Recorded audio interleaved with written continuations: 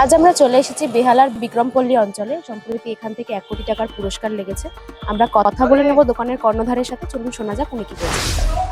নমস্কার দাদা, লটারি সংবাদে আপনাকে স্বাগত। আপনার নাম? নবজিৎ মন্ডল। কত বছর এই ব্যবসার সাথে জড়িত আছেন? আমি মোটামুটি 8-9 বছর হবে। 8-9 বছর ধরে এই ব্যবসার সাথে জড়িত আছেন।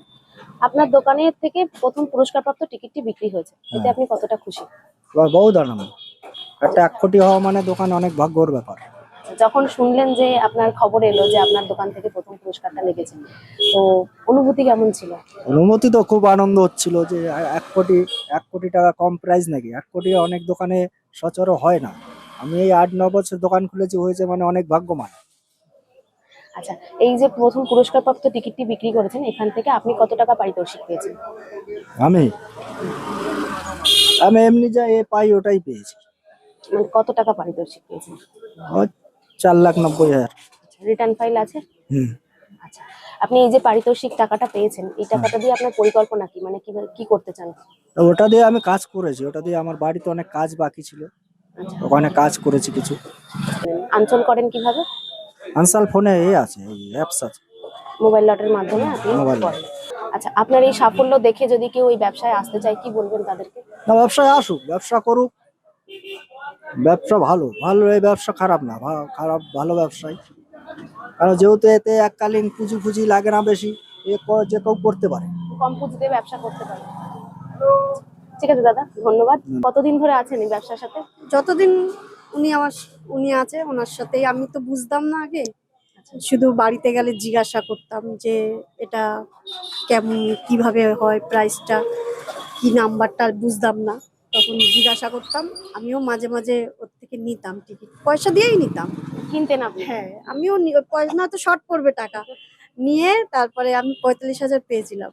আপনি নিজে পেয়েছেন? হ্যাঁ। আচ্ছা। তারপরে মোটামুটি আমি এতে ওই বোঝার পর থেকে আমি 2-4 ঘর করে নিই। হ্যাঁ, অনেক সময় পয়সা দিয়েও নিই, আবার পয়সা ছাড়াও নিই। নিয়ে আবার যখন প্রাইজ হয়, আর প্রাইজ আমি অনেক ধরেছি, মানে ছোট প্রাইজ, মানে 600, 1200, 2400, 12,000 এগুলো আমি পেয়েছি। টুকটাক প্রাইস টুকটাক মোটমাট আমি অনেক পেয়েছি। আচ্ছা, এই যে প্রাইসটা পান, হ্যাঁ, এই টিকিট, মানে এই টিকিট টাকাটা দিয়ে কি করেন আপনি? লটারি খেলি, তারপরে টুকটাক আমি আমার যেটা আমার প্রয়োজন আমি সেটা করি। মানে খুব টুকটাক খুশি আপনি হয়। পান, হ্যাঁ, আর আমি এটা দিয়ে খুবই পাই। মানে মানে আমি 2 দিন 1 দিন ছাড়াই আমি এতে প্রাইজ পেয়েছি। অন্তত আমি 600 পেয়েছি। তা ওইটা পাওয়া মানে আমার কাছে খুবই। এই এখন যেরকম কালকে রাতে আমি 1 ঘর টিকিটই নিয়েছিলাম। তা সেটা আমি আর দোকানে আসিনি। সকালে নিয়ে গেছি। সকালেই আসি, বাজার-টাজার করে দেয় বলে আসি। তা সকালবেলা নিয়েছিলাম। তা আমি আর সকালের টিকিট নিইনি। নিয়েছি রাতের টিকিট। একজন ভেঙেছে, ওই ভাঙলে পরে আমি তার থেকে নিই। তা আমি নিয়েছি 1 ঘর। তা না, আমার মনে নেই আমি রয়েছি। তা সকালবেলা আমি বিছানায় শুয়েই আছি। আমি বললাম যে, বলল প্রাইজ হয়েছে, 4টে প্রাইজ পেয়েছি। তা আমি বললাম যে, আমি 1 ঘর নিয়েছিলাম, তা কিছু কি হয়েছে? তা বলছে কি? তা দেখছি 600 টাকা হয়েছে। তার জন্য আমার জন্য আবার দুটো বই রেখে দিয়েছিল। আমি আবার দুটো বই সেই পয়সা কেটে নিয়েছে, আমাকে 250 টাকা ফেরত দিয়েছে। ও আচ্ছা, মানে এটা একটা নতুনত্ব হ্যাঁ, ব্যাপার। হ্যাঁ। তা কেমন লাগছে এই ব্যবসায় এসে এখন? ভালো। তা আমি ওর থেকে আমি মানে মোটামুটি ভালোই প্রাইজ পাই। আমি 2 দিন 1 দিন ছাড়াই আমি প্রাইজ পাই। অন্তত আমি 600 পেলেও আমার খুশি। মানে ওটা দিয়ে তো আমি আবার রোলিং করতে পারছি না। আচ্ছা, আমি নিই। আর মানে এই ব্যবসা, আর 10-12 হাজার পেলে তো আমি আরো বেশি টিকিট নিই। হ্যাঁ, আর হ্যাঁ, বেশি টিকিট কাটেন। হ্যাঁ। অন্তত 1200-1300 টাকার টিকিট দিয়ে দেয় ধরিয়ে। মানে দাদার প্রথম কাস্টমার তো তাহলে হ্যাঁ, আপনি। হ্যাঁ। আর আমি নিই বলে এবার আমি কোনো সময় হয়তো নিলাম, আর ছেলেরা বলবে মারই হয়েছে। কিন্তু 1 কোটিতে আমি 1 কাটে ঝাড় খেয়েছি। বা 82, 80 তে হয়েছে, আমার কাছে 82 রয়েছে। 82 তে। আর আমার আবার 80 র বইটা খুব শুট করে। ও ওই একই নাম্বারে আমি 600 বা 1200 পেয়েছি। এই একই ফার্স্ট প্রাইজের নাম্বারে। আর আমি পেলে আমি নিয়ে নিই। আর বাইরের থেকেও আমি বলি, যদি কোথাও পাও নিয়ে আসবে আমার জন্য। মানে আমি কোথাও যদি আমার বোনের বাড়ি-টাড়িও যাই, আমি ফোন করে বলি আমাকে জন্য 2 ঘর টিকিট পাঠাও। অনেক সময় পয়সা দিই, অনেক সময় দিই না। মিথ্যা কথা বলে তো লাভ নেই। যে আবার যখন হয় তখন কেটেও নেয়। এই যেরকম হয়েছে কেটে নিয়েছে। আবার যখন না হয় আবার 1 ঘর করে নিতে থাকবো, যবে হবে আবার আবার যখন হবে আবার দেবো। এরকম করি।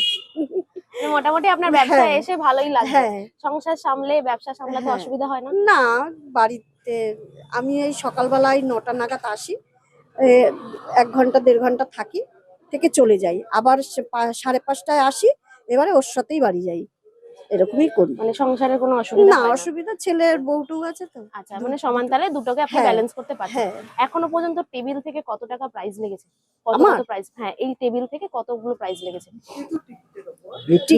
বিক্রির টিকিটে অনেক অনেক হয়েছে, অনেক হয়েছে 9 আমার, লাখ হয়েছে, প্রায় 9 লাখ, 4.5 লাখ, খালি 18 লাখ 18 লাখটায় 2 গাটা ঝাড় খাওয়া হয়েছে। আমি 100 সেম পর্যন্ত নিয়েছি, 100 সেম 200 সেম নিয়েছি, জিজ্ঞাসা করুন।